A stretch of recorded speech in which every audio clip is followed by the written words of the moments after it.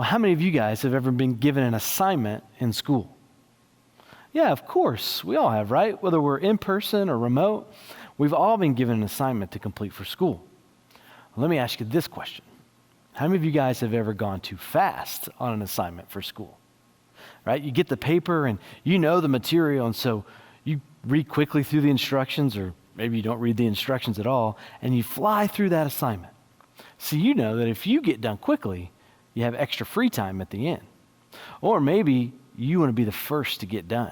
See, your friend beat you last time, and you don't want that to happen again. You want to be the first to turn in your paper. So you quickly complete the assignment. Then what happens when you get the grade back on that assignment?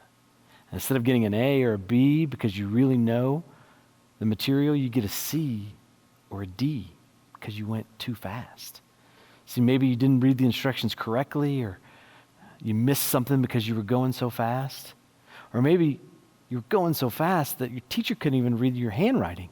She had to mark a couple of them wrong. I see some parents shaking their head, yes, you know what I'm talking about. See, today's Bible story isn't about a math lesson, but it is about someone who is in a hurry to do something. And well, it didn't turn out so well for him. Let's check out our story. The Bible. It's 66 books of history, stories, letters, and poetry that fit together to form God's one big story. The epic adventure of how He created us and loves us so much that He made a way to rescue us. As we travel through the Bible, from Genesis to Revelation, we discover people who met God and found their lives changed forever. Now, for an amazing story inspired by the book of Genesis, chapter 25, verses 24 through 34. When Abraham's son Isaac grew up, he married a girl named Rebekah. But it didn't seem as though they'd be able to have children. Please, God, give us children. But God answered Isaac's prayers, and Rebekah became pregnant with twins. Isaac, I'm pretty sure they're having a wrestling match in here. Oh, definitely boys. Rebekah asked God about the struggle she could feel. He told her, 2 nations are in your body. One nation will be stronger than the other.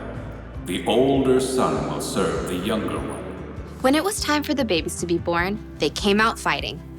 Esau was born first. He came out with a strong set of lungs and a head full of red hair.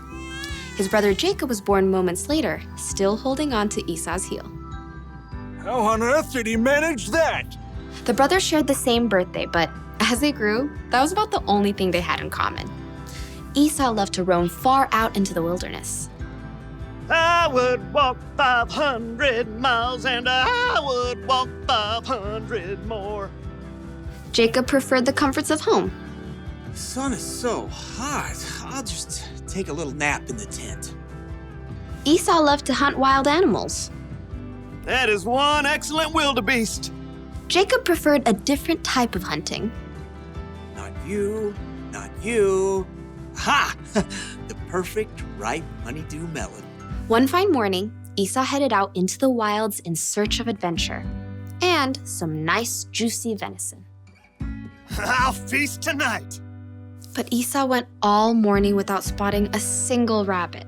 Ugh, should have packed a lunch. In the afternoon, he tracked a deer for hours, but he missed his chance as the deer sprang away. Ah! At last, Esau headed for home, defeated.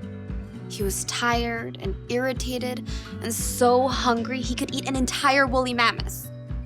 Must eat food. As Esau neared camp, a delicious smell wafted out to greet him. Food! Jacob had been home all day, resting and plucking his favorite herbs from his garden. A little coriander, some dill. As evening approached, Jacob used his savory herbs to whip up a tasty red lentil stew and a batch of fresh, buttery bread. This will crisp up nicely on the hot stones.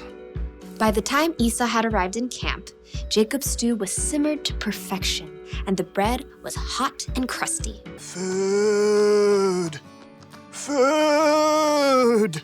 Esau lunged for the stew cauldron, ready to grab a bowl, but Jacob blocked his path.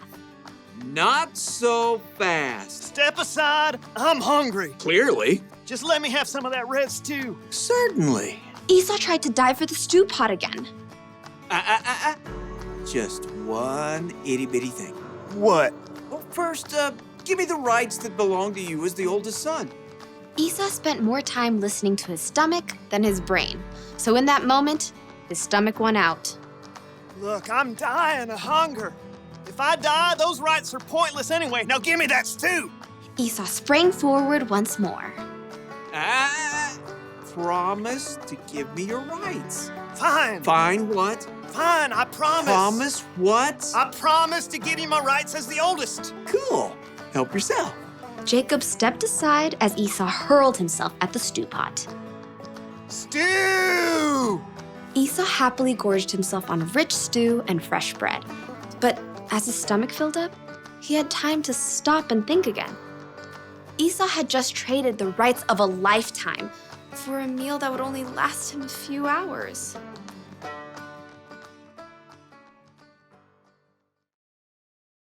See, when we lose our patience, we make choices that we wouldn't normally make.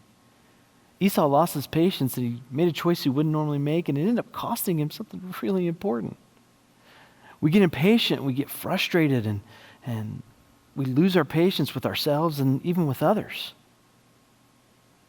Sometimes we just need to slow down, take a deep breath, maybe even pray. Think about how differently things would have gone for Esau if he'd have done any of those three things. That's what I want us to remember today. And if you don't wait, it could cost you. And it could cost you more than a bad grade on an assignment. You lose your patience and your temper with a friend and say something mean, it could cost you a friendship. You go too fast on your hoverboard or your scooter and it could cost you a trip to the ER. So talk about as a family a time in the past where maybe you didn't wait and it cost you something important. Talk as a family about how you could be patient with each other and what you could do to help each other when you start to become impatient. See, Esau missed out on something really important because he couldn't wait. What might you be missing out on something by not waiting?